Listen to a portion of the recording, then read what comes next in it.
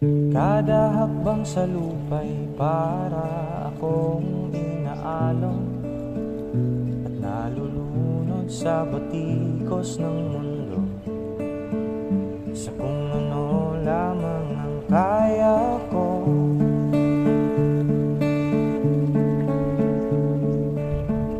Pigang-piga na sa mga problemang di masolusyonan agad, parang wala nang bukas. Pwede bang umiwas?